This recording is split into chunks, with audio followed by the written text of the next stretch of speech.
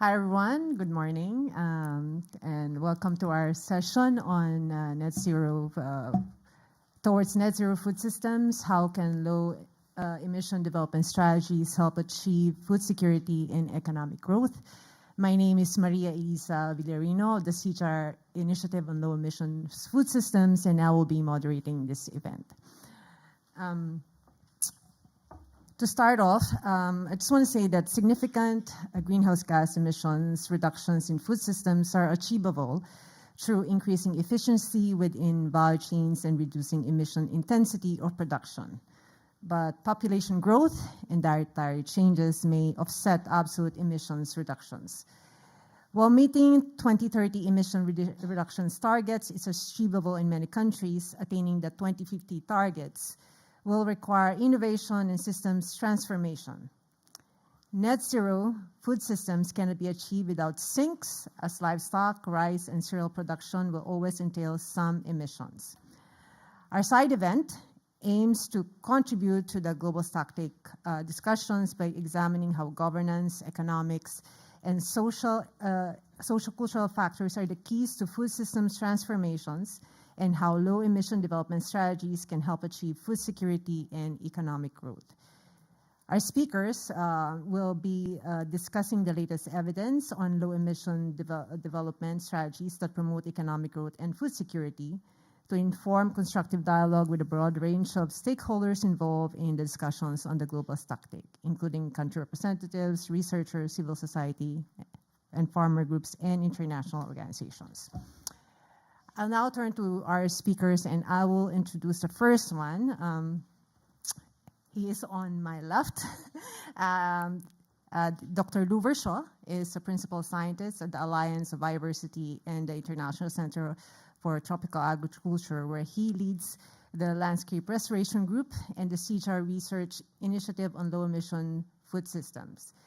He works on forestry and agricultural issues with a climate change focus.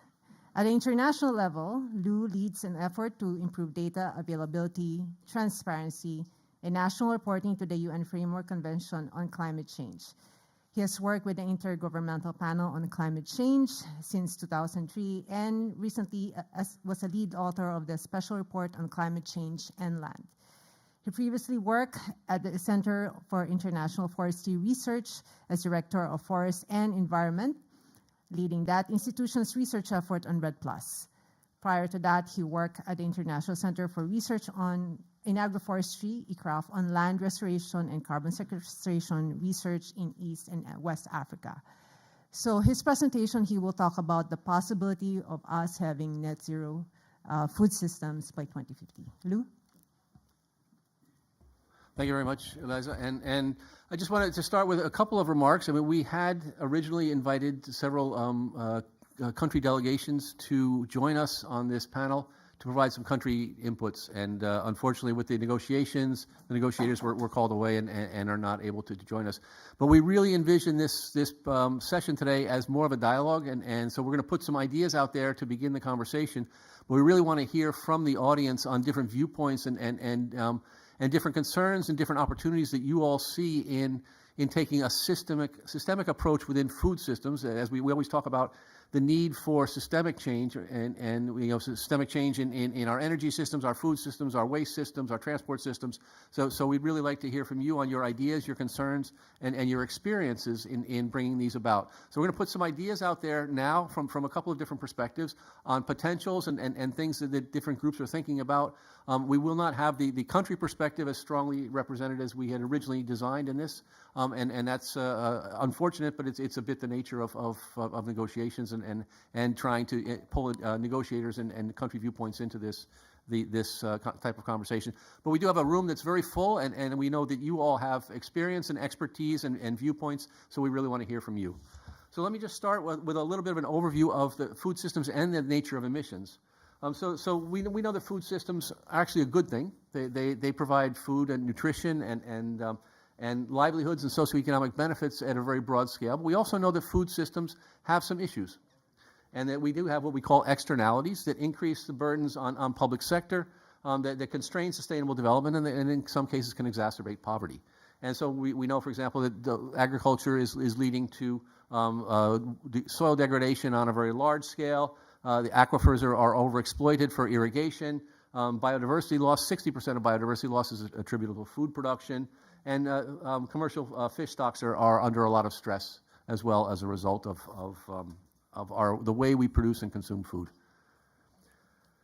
I want to start with just looking at the emissions and how emissions differ between countries. And this is just an analysis by ICRAF that was published in 2021 with the Edgar Food Database. I don't know if folks are familiar with that, but it is at least the first globally consistent database of food system emissions. There are many issues with the database. There are many temporal inconsistencies, but it does represent sort of the summary of the best available information in a consistent manner across food systems. And what I'd like to point out is that the difference between what we'd call industrialized and developing countries, 13 gigatons of CO2 emissions come from developing countries. It makes a lot of sense. This is where the global population is. And 4.9% come from 4.9 gigatons come from industrialized countries. Recognizing that some of what is produced in developing countries is actually exported and feeds markets in developed countries. But the way we do greenhouse gas inventory and accounting, it's on a national basis. So these emissions tend to get binned in the systems where the production actually happens.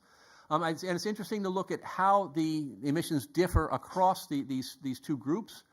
In particular, the land-based emissions, which is the outer circle. You see in developing countries, they're probably about 75 or 80% of the emissions in the food systems, whereas in industrialized countries, they're less than 50%. Energy emissions are much bigger source in industrialized countries compared to developing countries. And then the emissions associated with industry and waste are small but significant in developing countries and quite a bit larger in industrialized countries. Moving into the inner circle, you can see that in the developing countries, land use change is more than a third. Production is probably close to a third. And then the transport, processing, packaging, retail consumption, and end-of-life emissions are probably a little more than 25%. And this contrasts very nicely with industrialized countries where the transport, processing, packaging, retail consumption, and end-of-life are much bigger. Oops, is there a timer on this thing? And the land use change emissions are really relatively small. So I want to just dive into one of the tables from the IPCC Special Report on Climate Change and Land. And I don't want to go through all the numbers, but there are a few numbers that I do want to highlight here that I think they're relevant to this. First of all, across the bottom we have the totals, and FOLU refers to forestry and other land use. And we separated those out from agriculture in this report because the forestry issues tend to be carbon dioxide. And we have 5.8 gigatons of CO2 emitted annually. Excuse me. And then the agriculture tends to be non-CO2 greenhouse gases, nitrous oxide and methane predominantly. And you can see that these are more or less equivalent to the deforestation related emissions. And we should say that deforestation is about 80% of related to food production. Okay, so there is some deforestation that's not related to food, but most of it is really driven by agriculture. So the total is 12 gigatons of CO2 from agriculture, forestry, and other land use. I then want to look at the different gases. So carbon dioxide, 13% of carbon dioxide comes from deforestation. So 13% of the global emissions of carbon dioxide come from deforestation. 44% of methane comes from agriculture, and 81% of nitrous oxide comes from agriculture. And when we aggregate that all up, it all comes to about 23% of global greenhouse gas emissions. Now, to take it one step further, and we also want to look over here on the right-hand side, really focuses on non-managed lands. Everything on the left-hand side of this table is managed lands, and the right-hand side is non-managed lands. And you may be aware that the IPCC does its greenhouse gas inventory based upon the managed land proxy. So anything that comes from managed lands is considered anthropogenic, and anything that happens on non-managed lands is considered natural. It's not exact, it's not extremely precise, but it's a functional way to make the problem tractable for countries that have limited data. And so this natural response over here, where we say 11.2, means the biosphere is absorbing about 11.2 gigatons of carbon dioxide per year. And this is primarily from the response of natural, unmanaged ecosystems to warming, to CO2 fertilization, and to nitrogen deposition. Okay? And so when you combine that natural land response with the deforestation emissions, we get the biosphere being a net sink of 6 gigatons per year. And you see that more or less offsets the agriculture emissions. So by and large, land is considered neutral, all right? And this is consistent with greenhouse gas inventories. There's been a big debate in the scientific community over just what is the biosphere. Is it a net source or a net sink? And when you start to separate out the managed and the unmanaged part of the landscape, you can see that it comes out to fairly close to zero. So national greenhouse gas inventories actually captured this, and they have very different definitions of what consists of managed lands in national greenhouse gas inventories and what happens in a lot of scientific assessments. So if you see inconsistencies in there, you really have to look at the definitions to understand what we're talking about and make sure we're comparing, apples with apples and oranges with oranges. Now I want to take this one step further and look a little bit deeper into the forest related emissions, because there's an interesting story here that we need to be aware of. So on the left-hand side, we have 3 columns, and these correspond to the numbers that were in the previous table, right? So we have the net land flux, which is negative, and remember I said it was -6, right? So that's the first column. We have the agriculture, the AFLU positive flux from deforestation, which is the blue column on the left-hand side with 5.8, and then we have the indirect net indirect effect on land, which is the -11.2. If we unpack, and we're only going to really unpack the first, the second set of columns here, and unpack the first blue one, which is the AFLU net emissions, because that's really what's germane to the conversation we're having here today. Gross emissions from deforestation are actually 20 gigatons of carbon per year. So when we talk about what's the potential contribution of avoiding deforestation, it's not the 13%. It's the 20 gigatons, which is close to 50% or 45% of greenhouse gas emissions. So if we are able to bring down deforestation significantly, we can really lower this particular curve and have a much greater impact on the global greenhouse gas balance than what we would get from just the 5.8 figure by itself. And I think this needs to be, we need to be aware of. There's also a much larger net land sink from forest regrowth at the moment, and this is also something that we need to be aware of. So when you combine these, we see that the potential role of forests, and I say the potential because it's not realized, is much greater than what the net numbers would actually suggest, and much greater than what we're currently talking about in a lot of forums on the potential for the contribution from forestry. Now I want to move on and talk a little bit about emissions from livestock, and these vary very greatly across the world. Of course, the largest emissions right now are from Latin America and the Caribbean, and this is primarily the Amazon, I should say, South Asia and East and Southeast Asia. And you can see that the different contributions of the herds vary significantly, with beef and dairy being really the driver in South America. We have beef and dairy also being a big driver in North America. In South Asia, it's a little bit different, with a different mix of livestock, with beef and beef being much less important, and other ruminants being more important, and then of course the monogastrics being much more important in East Asia than they are in other parts of the world. Again, this is driven by population size, right? Probably 80% of what's produced in countries is consumed in countries. So where we have large populations, we of course have large production and large associated emissions. Then finally, I want to just touch on nitrous oxide, which was the final gas in the table that I presented. We have areas in regions in the world where we see increasing emissions, and we have regions where we see stabilized emissions. So for example, in Latin America, North America, South Asia, Sub-Saharan Africa, we see significant increases in nitrous oxide emissions. In Eastern Europe, Middle East, North Africa, China, Western Europe, we have stable and in some cases slightly declining emissions. And keep in mind that there are a number of sources that are not well quantified. For example, aquaculture. We have rapidly rising nitrous oxide emissions from aquaculture, which is not really well accounted for in national accounts at the moment. So there's some concern there. So there's a wide range of land-based carbon dioxide removal opportunities. We've already talked about the potential role of forests, and agroforestry, of course, fits within that. We have peatland restoration, coastal wetland restoration, soil carbon sequestration. And soil carbon restoration is gotten a lot of attention lately, but I think we need to realize that there are some real technical constraints with doing that. It's easily reversible. It's difficult it's not everywhere is capable of sequestering carbon. You need high reactivity clays. You need relatively cool environments. If you have hot, wet environments, you get decomposition. If you don't have high reactivity clays, you don't get carbon. You don't get organic matter protection in your soils. So raising soil carbon in across agricultural ecosystems is really variable from region to region. And you need a particular set of biophysical conditions to do that. You also often need a nitrogen fixer in your system, and that has a nitrous oxide trade-off. If you look at a lot of the reduced tillage literature, you actually get a redistribution of carbon in your soil profiles. Even though you get an increase in the surface, if the studies that do look down to a meter depth often see loss of carbon at depth because you're not plowing, you're not putting the organic matter deep in the soil. It makes a lot of sense. And sometimes these losses at depth offset the gains that you have in the surface. So if you're only looking at the top 30 centimeters, of course, you're going to see an increase in a lot of these reduced tillage and cover cropping systems. But if you don't look at the whole soil profile, you may be fooling yourself and not getting the types of sequestration that you're expecting to be getting.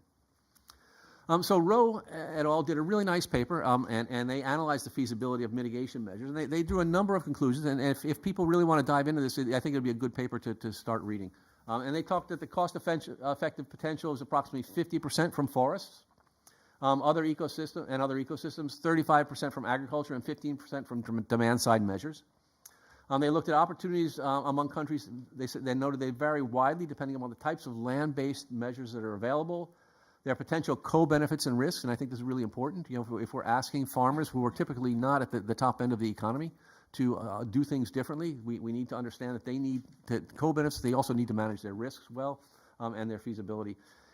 And I think that the interesting thing is that we need, and a lesson we've learned, I think, from all this work around REDD+ and Nicholas Stern's report about how inexpensive avoided deforestation was going to be, that we really need to be focusing on not just the opportunity cost of land, but also on governance, on economic investments, on sociocultural conditions, and the influence that influence the likelihood of land-based mitigation potentials to be realized. So if we don't take the political economy into account, we're not going to achieve the types of emissions reductions that we're hoping to achieve. And then assisting countries to overcome barriers may result in significant quantities of near-term, low-cost mitigation while locally achieving important climate adaptation and development benefits. And this is really key for a lot of countries where we have high emissions. So conclusions: significant greenhouse gas emission reductions in agriculture are achievable through reducing emissions intensity of production, but population growth and dietary changes may offset absolute emissions reductions. Emissions reductions consistent with 2030 targets are achievable in many countries. Attaining 2050 targets will require innovation and systems transformation. Net zero, which a lot of people are concerned about, probably cannot be achieved without sinks. We cannot produce crops without nitrous oxide. We cannot produce meat without methane. We cannot produce rice without methane. So there will always be some emissions, and if we cannot find ways to create sinks in our agricultural landscapes in ways that increase their resilience, we're going to be a bit stuck. And finally, governance, economics, and sociocultural factors are key to food systems transformations. Thank you very much.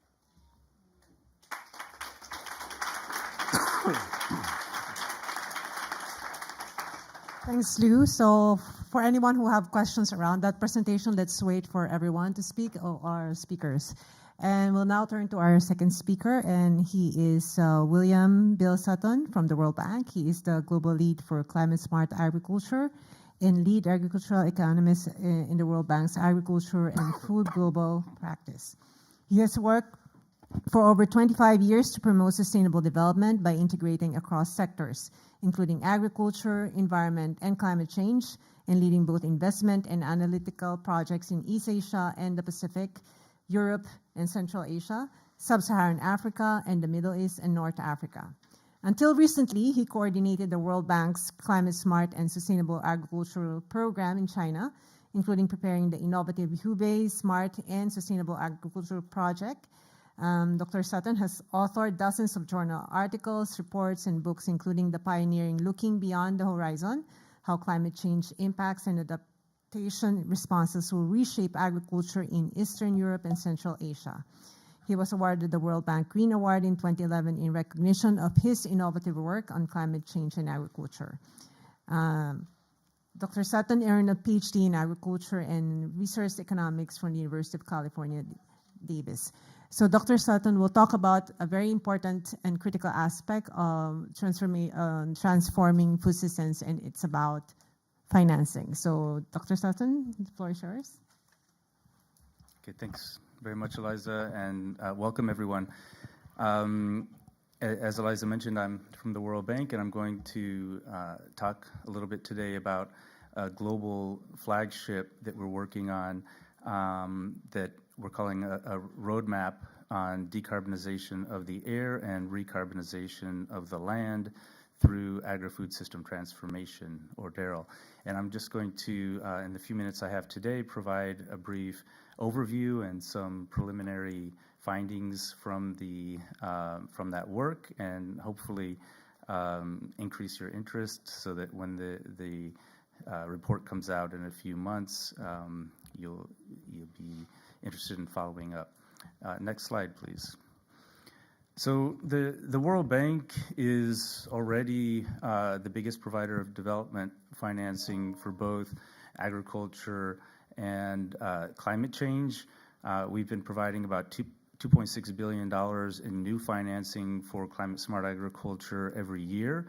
That includes both adaptation and mitigation. The chart here, the bars show the adaptation financing in blue, the mitigation financing in orange, and then the green part of the bars, that's the non-climate lending, and then the yellow line shows the share of climate co-benefits of our total financing for agriculture and food. We've increased our financing for climate-smart agriculture about 7 times in absolute terms since the Paris Agreement was signed. This year, we're probably going to be lending closer to about $3 billion for agriculture, for climate-smart agriculture out of a total new lending of about $6 billion. And that's basically because the overall lending for agriculture and food is increasing this fiscal year. But what we've noticed is that in terms of the share of our financing for agriculture and food, the amount going for climate-smart agriculture has sort of plateaued over the last few years at around half of our portfolio.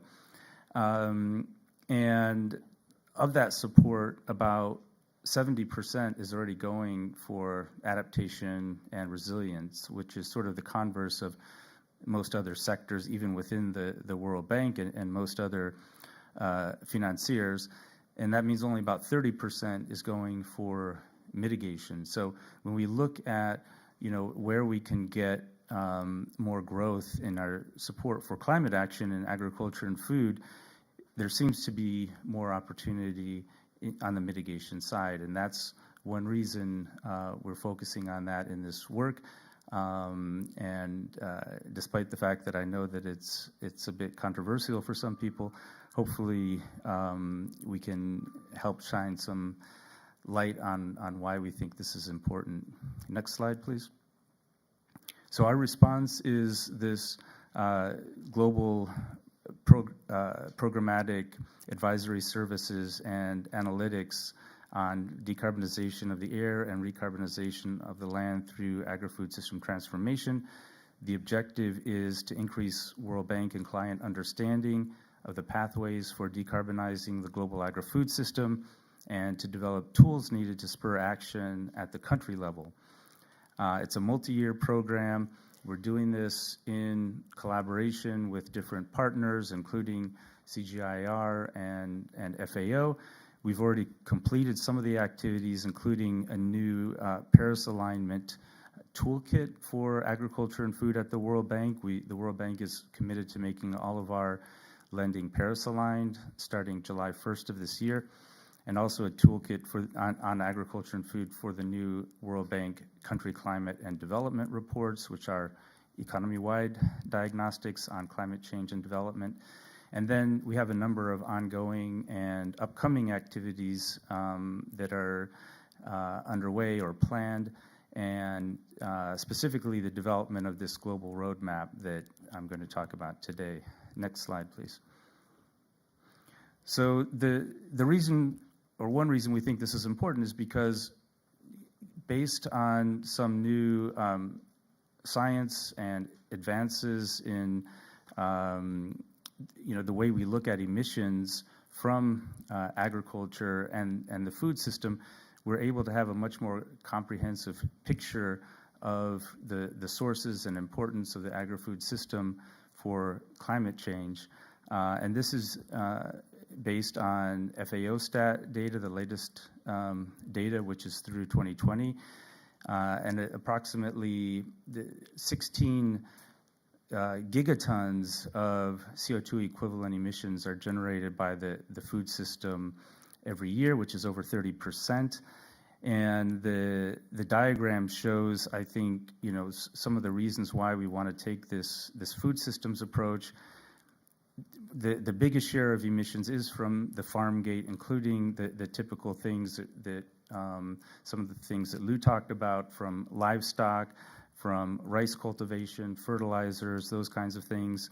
But land use change is only about 20% of emissions, and this pre and post production category, which is something that I think people haven't looked at as much in the past. It's not generally included when you're just looking at a FOLU. That's responsible for about a third of food system emissions, and that includes things like food loss and waste, household food consumption, retailing, processing. Those are downstream, and then upstream activities like fertilizer, pesticide manufacturing, packaging, and so on. And one of the reasons we're taking this approach is because when we work with our clients, we're organized as an agriculture and food practice, so we work across the food system. Our clients typically, they don't want to just look at agricultural production. They want to know, okay, if we're going to invest in increasing production and productivity on the farm, where are farmers going to sell those products? What can we do to support value chain development? And so our clients are also interested in this kind of food systems approach when they work with us. So yeah, next slide, please. The approach we're taking is to look at this from the perspectives of country income levels, and I think this chart helps to show why that's critical. It shows the food system emissions by country income level for low, middle, and high income countries for both 1990 and 2020. And from this chart, as you can see, the food systems in middle income countries are responsible for the majority of global food system emissions, much more than half, and they're growing the fastest over time. There's very little emissions actually coming from the low income countries, and even in high income countries, there's not a lot of emissions. So, and when you do a breakdown of the middle income countries, you can see that the fastest growth is also in those pre and post production activities, including things like the household food consumption, as well as some from on farm production, but again, less from the land use change. So if we want to get action on mitigation in the food system, we have to focus efforts on those middle income countries. 8 of the top global food system emitters in terms of countries are developing countries, and 7 of those are middle income countries. It doesn't mean that low and high income countries don't have a role to play. high-income countries still have a critical role to play in terms of things like changing diets and providing financing.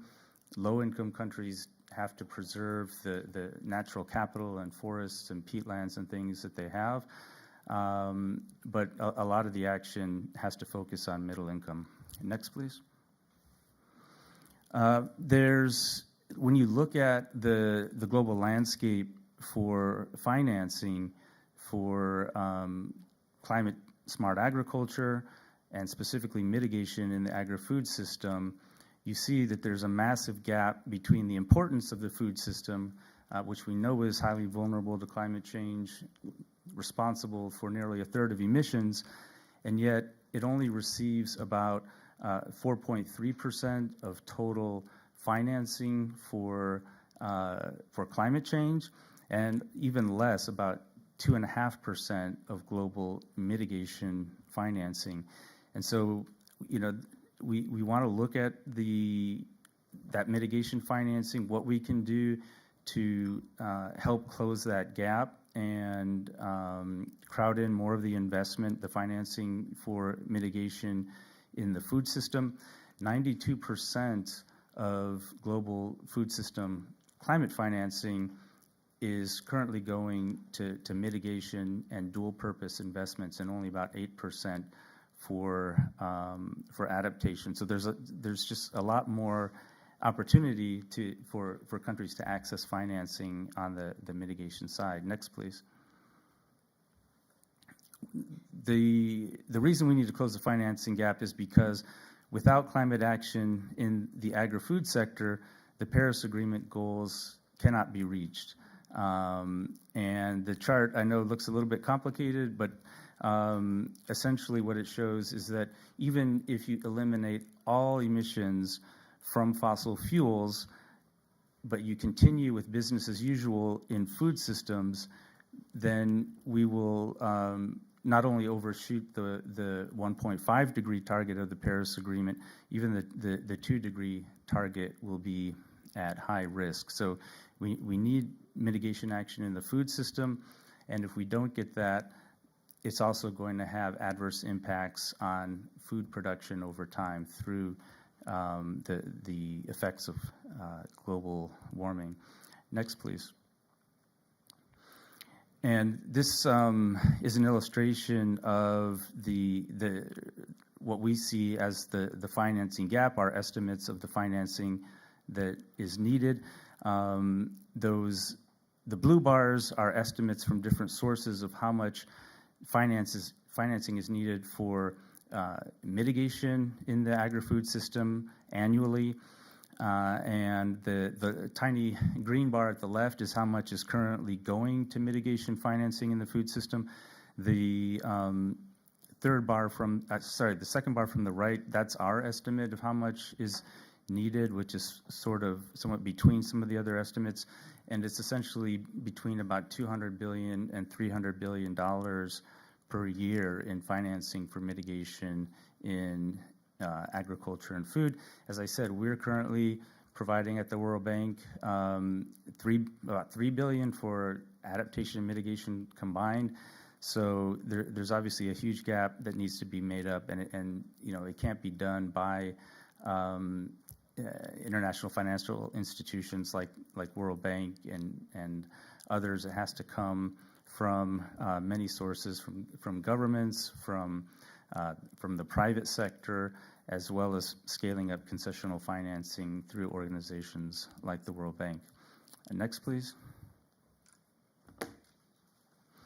So that's it for me for today, just a sort of an overview of some of our initial findings, and I think my colleague Tech is going to talk a little bit about some of the cost-effective potential for mitigation in agriculture and food. Thank you.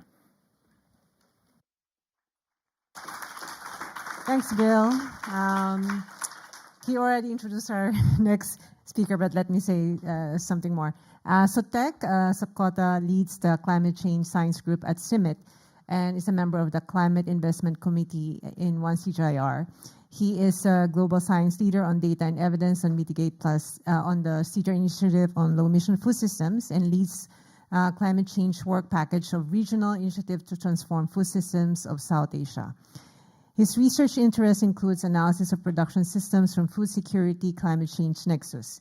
He's involved in studying food system management consequences in agroecological landscapes and their effect on food security, climate change adaptation, and mitigation. He has served in IPCC as lead author as well as a review editor and is currently working as lead author for Global Environmental Outlook of UNEP. He is an associate editor of Nature's Scientific Report and Frontiers in Sustainable Food Systems journals. He's an agricultural expert in the India GHG platform. Beck, the floor is yours. Thank you. Thank you, Eliza, for the comprehensive introduction. Good afternoon. I think it's a logical sequence to talk about, first slide, please. Oh, no, the initial one, okay.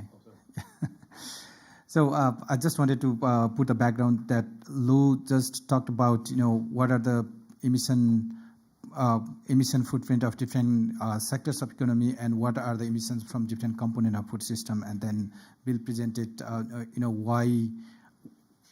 what is the extent of food system emission and what is the funding for the climate change. And then I think it is a natural sequence to talk about climate change mitigation potential in food system. Why should we bother about greenhouse gas emission reduction in food system? Is there any potential, or how cost effective are those potential? Next slide, please. So let me start my presentation by presenting how food system and climate system interact with each other. Let's start with the food system component, the bigger circle over there. So various components of food system that include production, transportation, processing, marketing of the food, and preparation and consumption of the food, and management of food loss and waste. All these components contribute collectively to availability, access, utilization, and stability of food, and collectively known as food security. The climate system on the top, for example, the component of climate system includes temperature, precipitation, extreme events, so and so. All these components affects various components of a food system in the bottom, both positively and negatively. At the same time, the way that we manage different components of food system, from production through marketing, processing, consumption, and management of food loss and waste, it also contributes. The way that we manage this system also determine how do we adapt to these climatic vagaries, and also determining the future climate by impacting greenhouse gas emission. And today I'm going to concentrate my presentation only towards how different food system technologies can contribute to greenhouse gas mitigation and how cost effective they are. Next slide, please. So I don't think that I have to go in detail on why greenhouse gas mitigation in food system. A lot of examples have been already presented. And there are hundreds of reasons why we have to do that. But just to highlight few food system activities from production up to consumption, they are responsible from up to 22 to 35% of the total global anthropogenic greenhouse gas emission. And over the past 50 years, food system greenhouse gas emission has been doubled, and it is expected to further increase by another 30% by 2050. And the good thing is many food system technologies offer mitigation co-benefit while they are also being productive and climate adaptive. And that perspective, food system technologies could be cost-effective climate mitigation options as compared to other climate mitigation options. There might be higher mitigation potential in other sector of economy, but they are very cost prohibitive or very expensive, whereas food system technologies could be cost effective, and in some cases they could be cost beneficial as well. Next slide, please.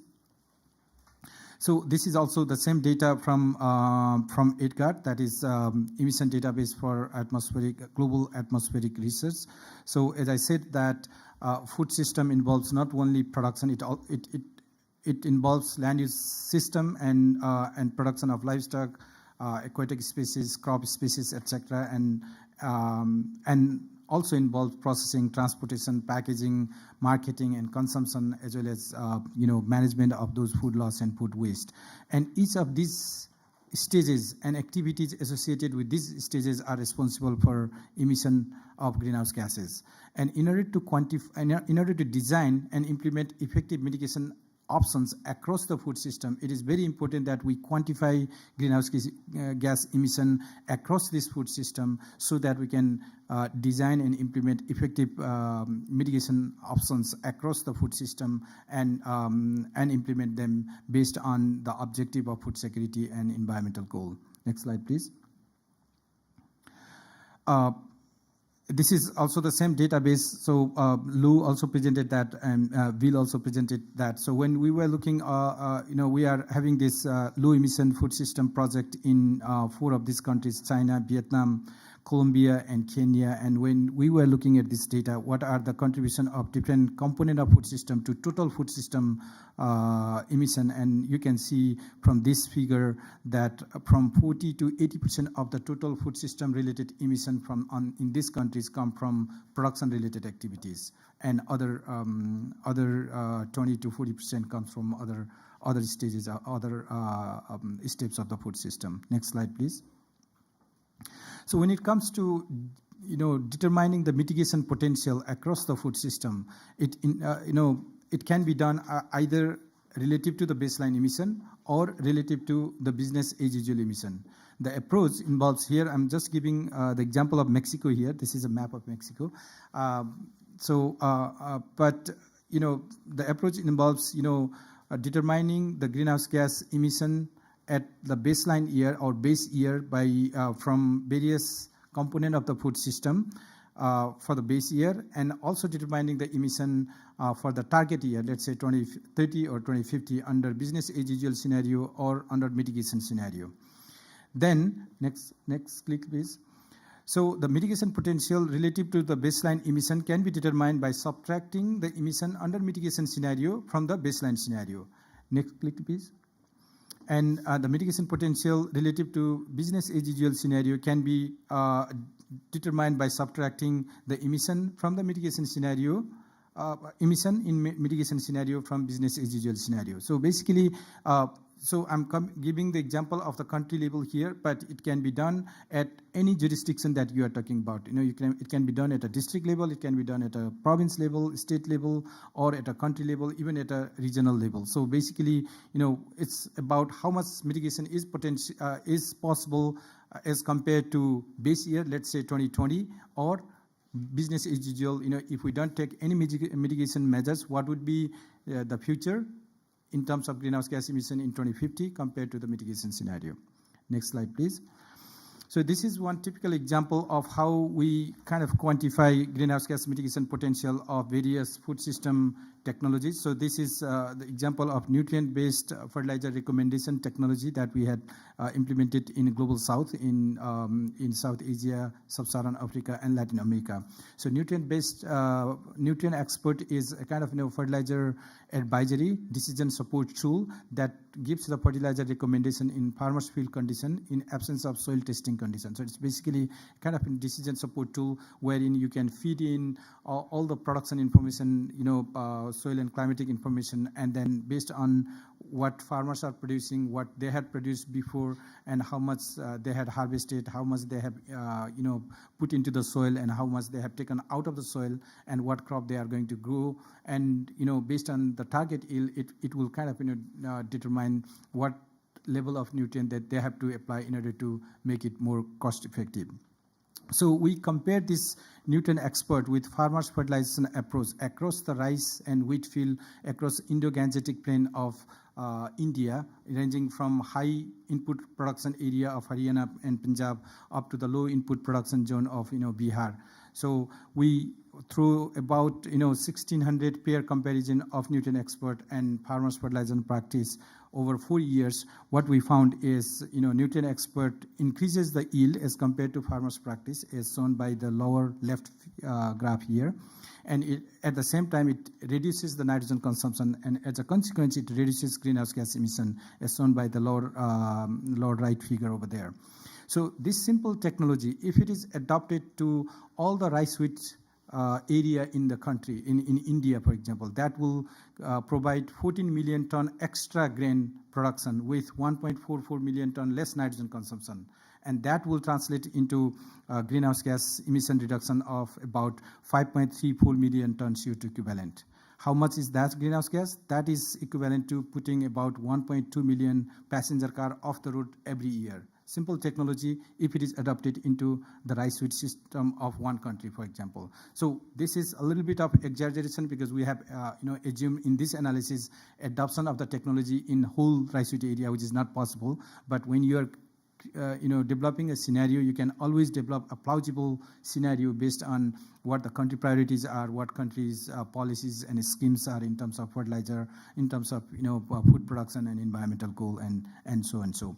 And the good thing of some of these technologies, for example, these fertilizer management technologies, is there is no comeback. There is no kind of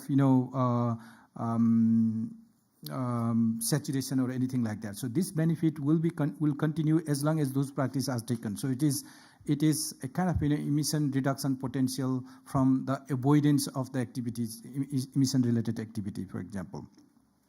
So similar to this, next slide please.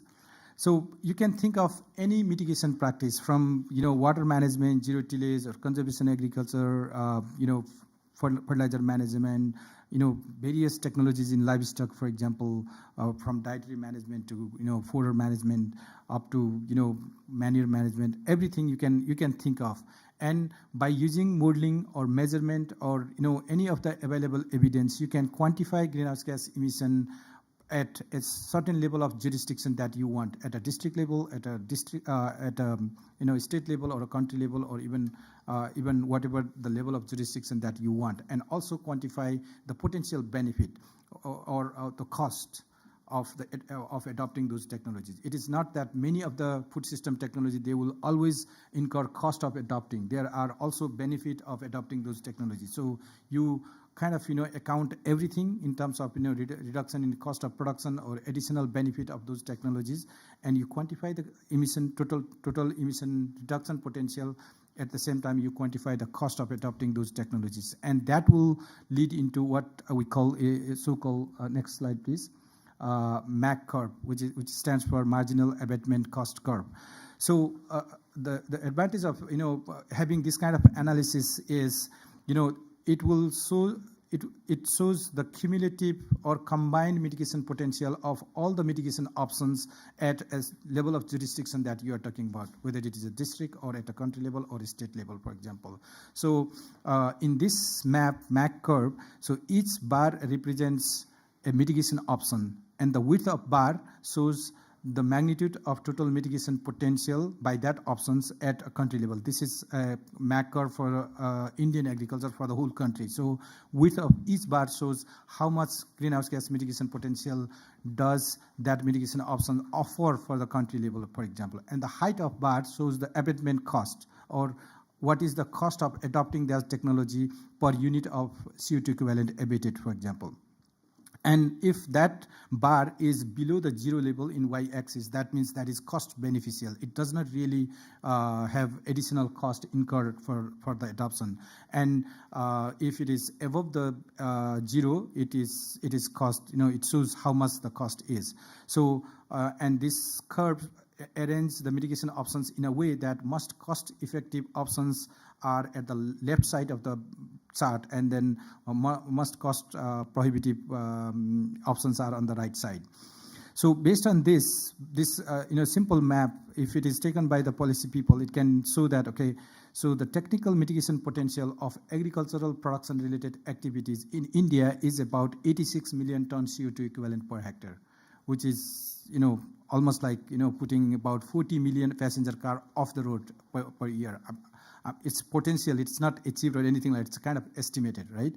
And you can also see that if you look at the total mitigation potential by the options that are below the zero level, about 80% of that technical mitigation potential is achieved by using cost saving options. So it's basically, yes, mitigation potential in food system technologies is not as high as let's say in industry or anything like that, but still they are much cost effective. And you can see other MAC curve, for example, this is from Bangladesh, and next please.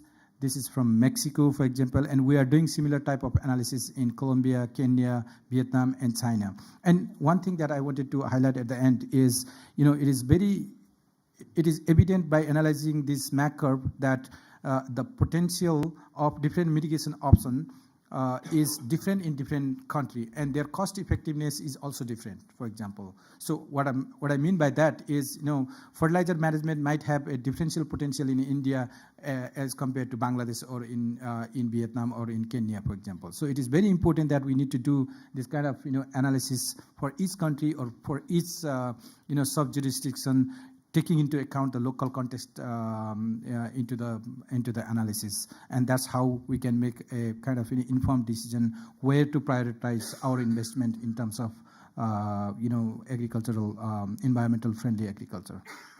With this, I would like to stop here, and then I would be happy to answer any questions if you have.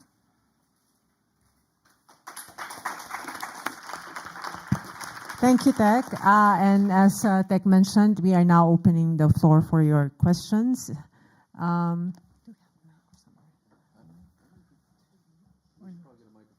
Yeah. So anyway, okay. So we have a bit of time, so we can probably accommodate a bit. So yes, I will try to get a mic before you. Shall I wait? Yes.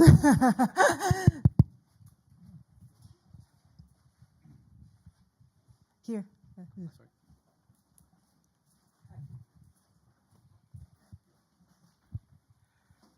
for that. So Craig Hutton from the University of Southampton, UK. Thank you for those talks. One of the things that I think comes across, waste was mentioned, but I thought surprisingly little when we think about the waste, not just the waste cost of waste disposal, but the whole waste in the food system, which is huge, as I understand it. I wondered whether there could be a little more comment on the stages of food waste, which we hear figures, I don't know, are vast. And I suppose the other point I wanted to make is whether we really have thought about scenarios of land use systems in the future. A lot of this is baffling stuff to a lot of people. So, trying to get this message across requires some sort of understanding of what kind of world we're describing in the future to 2050 to people who want to buy into these ideas, perhaps more broadly. Can we think about future systems, meat production reduced, nutritious food? We've not really talked about the fact that food is around nutritious, vast quantities of food area produced for sugars and for things that are actually damaging us. Where are these large groups, such as yourselves, developing strategies of what the world might look like in future if we develop a more sustainable strategy? What does that look like, more than these sort of figures that flash past us? So can we think about that? Normative futures, what would they look like? Systems approaches. Thank you.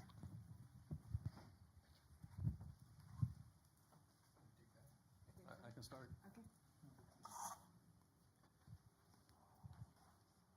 Yeah, thank you for that. There's a lot of questions in there, so let's try and unpack a little bit. First of all, let's start with food loss and waste. I think one of the points we have here is that the panel represents developing countries at the moment, and food loss and waste is primarily a problem in developed economies. If you look at sub-Saharan Africa, there is a significant loss of on-farm, pre-farm gate production due to poor storing methods and things like that. But the loss and waste side of things is really very small.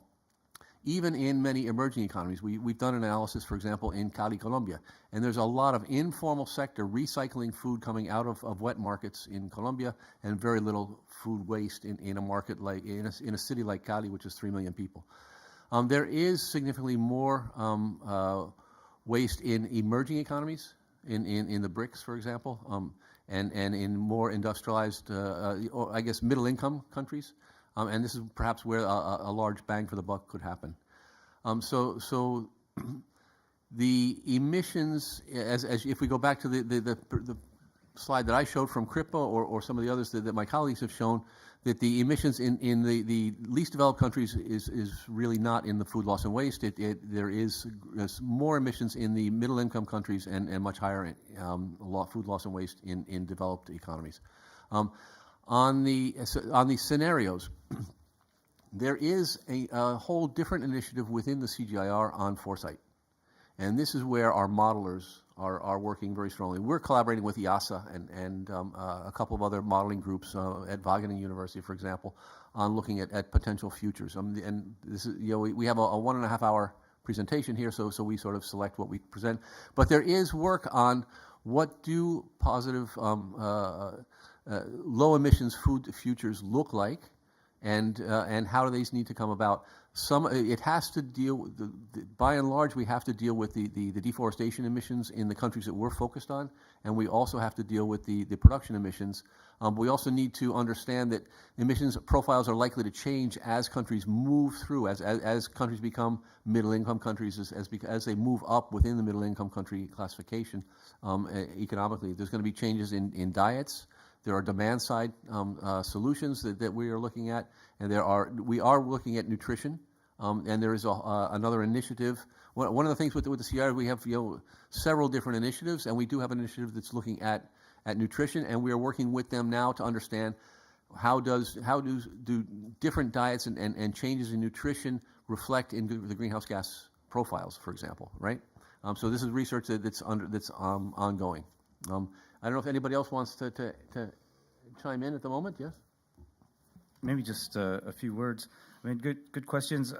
In my presentation, the slide on sources of emissions, it did provide the share from food loss and waste, and it is relatively significant, especially as part of that, the pre and post-production processes emissions, and much of it is in the middle income countries, and that's something that certainly we are looking at. The World Bank came out with a report on food loss and waste a few years ago, so I think if you Google that, you'll be able to find it. It's not focused on climate change necessarily, but food loss and waste more broadly. But I think has some interesting information in the work that we're doing on the decarbonization roadmap. We are looking at we have a big section on trade-offs, and there's a lot of potential trade-offs, and it's not just food security and nutrition, which is critical, but I mean there's other things too in terms of jobs and livelihoods, and what are the implications for women and youth and other vulnerable groups. So we're trying to look at all of those things, and then we're one team within the World Bank's Global Engagement Unit. We have a big department with different teams, and in our Food Systems 2030 program, which was sort of the on the background of my slides, we have other teams looking. We have people looking at nutrition and food security. We have another team looking at policies and public expenditures, which are critical, which I didn't really talk about. I mean, we've estimated countries right now spend over $600 billion a year in public funds supporting their agriculture sectors, largely, many of it for subsidies, so that are not necessarily helping resolve any of these issues. So, and we have another team looking at biodiversity, and there will be a report coming out in a couple of years on biodiversity and agriculture. So we are trying to take a comprehensive look at this, but it's complicated. How you put it together. Yeah. Thanks.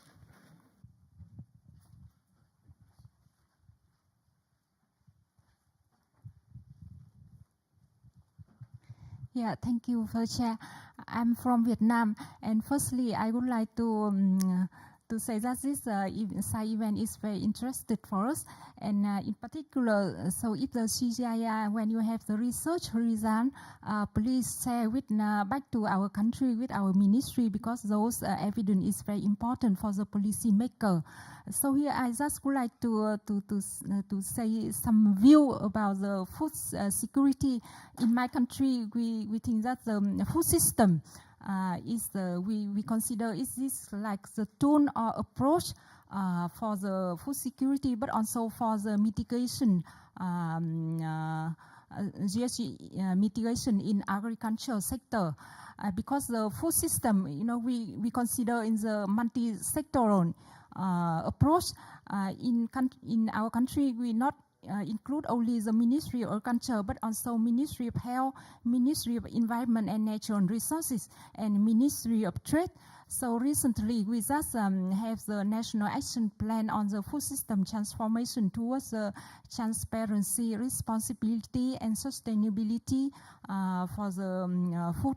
And here we see that we not only talk about the producer, farmer only, but also processor, the consumer, and enterprise. And of course, the consumer, now we raise awareness for the consumer, because they are, at the end, they are going to be to buy the product, and they can keep the process is sustainable. And for us, we focus on three priorities. The first, this is the agroforestry or eco-farming system, and that we also include the CSA or any kinds of techniques that when farmer produce, they can also apply with the mitigation approach. And the second thing is the diversification.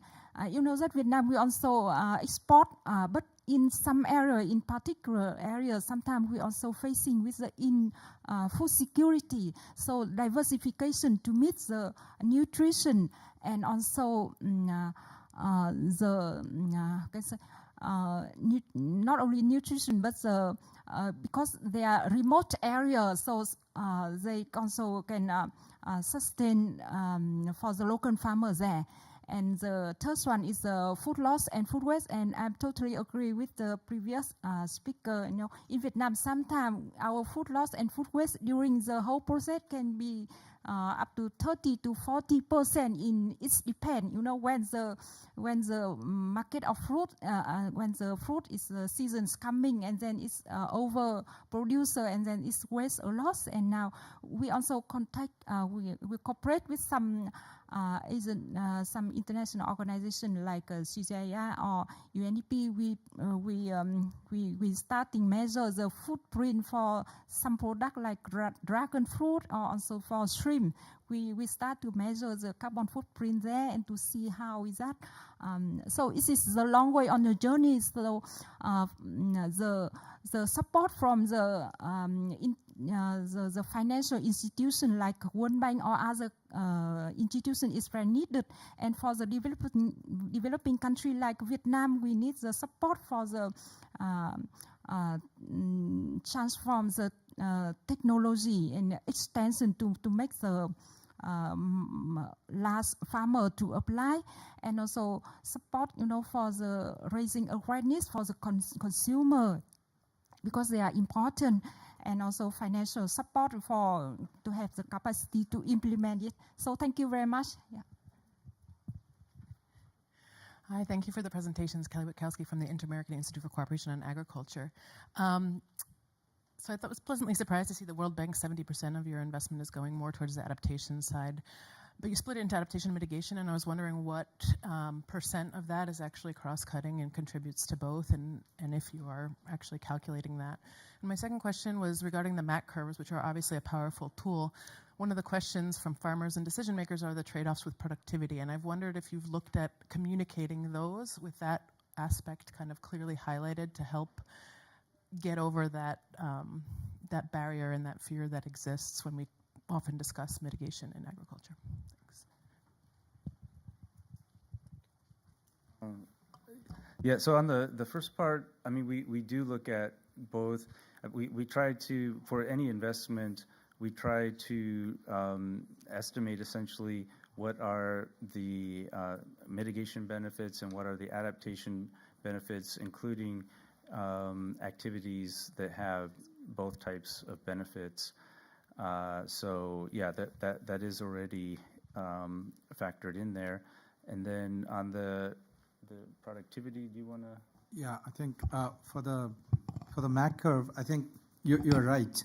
So in terms of productivity or production elasticity, it was taken care of. But at the same time, adoption of those technologies is not, it depends upon, various other socio-political and, production environment that farmers operate in. And then we have not taken that kind of, what are the different, socio-political and economic barriers that, impedes adoption of those technologies.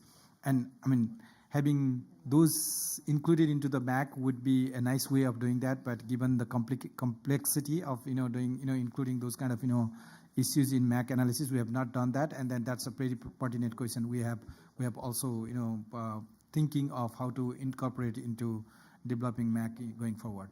Thank you very much. It was very good question, in fact. Thanks, Tech. We're down to the last question, and there'll be someone who asked online. Oh, can I go ahead? Yeah.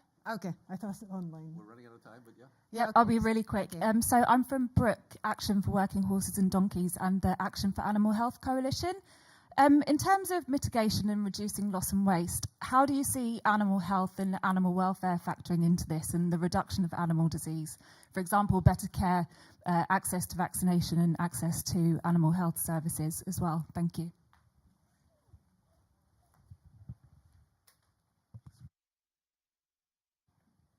Okay, we have two online, one note and one question. So the note is, thank you so much for the presentation. Referring to the last tables in the presentation presented by Mr. Tech with kidney, those are referred to as the marginal MAC curves. Is that the term? I'd really like to take note of that part. Pamela Mapetsamumbe with Service Civil International. This is just a note, and there is a question. Hello, dear sir. My name is Abdul Hadi Akhakzai and attending this conference online from Afghanistan. I am the only person attending this conference as an observer. I am reaching out to ask a question from the honorable delegates from the World Bank. I am very impressed by such a great presentation and the roadmap that the World Bank created for decarbonization, as the WB is operating in Afghanistan and financing some of the climate resilience and livelihood projects through different international organizations. So my question is that is Afghanistan included in this global roadmap as you are talking now? If yes, how can we as national NGOs can access in the implementation of these programs to use our local potentials and expertise? Best regards. No, I think mine was only the suggestion, but in terms of livestock health and welfare, and it's, I think I'm not, I do kind of call it mitigation potential, but basically I'm not a livestock scientist. So there are a few livestock scientists in the room if they can help on that. Todd, for example, her question, but how it is linked with animal welfare and livestock health, I would not answer because I'm not competent expert to answer that. Thank you. Yeah, thanks for the question from Afghanistan. So the work we're doing right now is kind of global in scope. We're looking at the global picture because as far as we know, no one among the international organizations like the World Bank has yet come up with a global strategy for how the agri-food system can contribute to the mitigation agenda. And so we think it's really critical to start with that, raise awareness, let people know about the scale of the issue and as well as the opportunities that are available at the global level. But eventually, we need to take this work to the country level, and that was part of, I think, the implications of the work that Tech presented is that, like the marginal abatement cost curves, for example, in terms of where you get the most bang for the buck in mitigation in each country are very different. So you have to eventually do that sort of analysis at the country level. And obviously, having worked a lot on vulnerability and adaptation in the past, I know that it varies not just at the country level, but even by agroecological zone. So you really have to ultimately do the analysis at the country level to determine where the greatest opportunities are for cost-effective mitigation in this case. And we do have colleagues working, in fact, on a climate smart agriculture investment plan for Afghanistan. Right now, we've done those for about 16 countries globally already, but there are a lot of countries that still need that type of work done. Thanks. Thanks, Bill. So for the last section, I'm sorry, we're running out of time. So I turn it over to my colleague at the CGIAR Initiative for on Low Emission Food Systems, to Christopher Matthews, to give us a summary of the key points from this session. Chris? Yes, thanks, Eliza. I'll try to be quick because I know I'm standing between you and lunch probably. So what I'm taking home from this session is actually food system emissions are large, are huge, 1/3 of global emissions more or less, and I think it's time that we address this properly. The second point, and I'm thankful for the colleague from Vietnam to make these remarks, because they show us that, and had we had more country comments in this session, we would have heard that more prominently, probably, that for countries, food security and nutrition comes first, and so we need to consider these two aspects if we address the emissions in the food system. So that is very, very clear. And there's also, and that takes me to your point. There's also when we come to countries, and we have done a few visits last year talking to people in the countries who work on food systems, for them the nutrition is foremost, and in many countries that also means an emphasis on meat production, dairy products, and so on, because they consider this as parts of nutrition. So we have to accommodate also expectations there and needs in order to look at that. I think it's sometimes easy to look at the emissions from the meat production, but there are other ways in the food systems, or other areas in the food systems where we need to look at too. And so if you look at the food system, then we heard more or less 60% is land use change, deforestation, and on the production side. But that also means that 30 to 40% of the emissions come from the food systems as such, from the transport, from the processing, and from the waste. And we shouldn't. I mean, it's good that we have data, and we have heard insights from two data sets, particularly the EDGAR and the FAO data. But also, we should be aware that for many pieces of the food systems, we still don't have a good overview of what the data situation is, particularly food loss and waste. In the past, there was this global estimate. Yeah, it's 30% of the food production. Now today we heard numbers that's maybe only 9%. So, but the fact is that there is very, very limited data on that part of the food system. So we know there is a problem, and we don't know exactly how big it is. We know there is a problem on the consumer side, but some countries who are measuring it are getting to bigger numbers than the other countries that are not measuring it. So there's clearly some demand for more data. And also, I think we should be certainly going for the biggest problems, in the biggest elephants in the room. So the land use, the rice production, the livestock production. Yes, there are huge emitters, and these emissions need to be brought down. But we also, in terms of the urgency to get to a drawdown of emissions very quickly, we should also go for the low-hanging fruit. And I think what Tech presented is balancing the mitigation options against the costs. But we also should maybe take into consideration a third aspect, which is what is viable, what is acceptable in countries, and what are approaches that could be quickly turned around, so we could be coming to a drawdown of emissions pretty quickly, while we work on the more complex problems of fighting land use change and of reducing emissions in the livestock system, because these are complex and complicated things. But while I snapped up 20% of energy use in farms, so can we reduce that? That should be easy. 9% waste, 4% industry. So these things are not the biggest sources of emissions, but they might be most easy to address. So we should balance these different aspects in our approach. And the last point, actually, I made that point already. We need more data in order to not only be able to assess what is there, but also in order to be able to assess what we do and the effects of it. So that's my summary for the session. Thanks to all the speakers, and thanks to the huge audience in this room.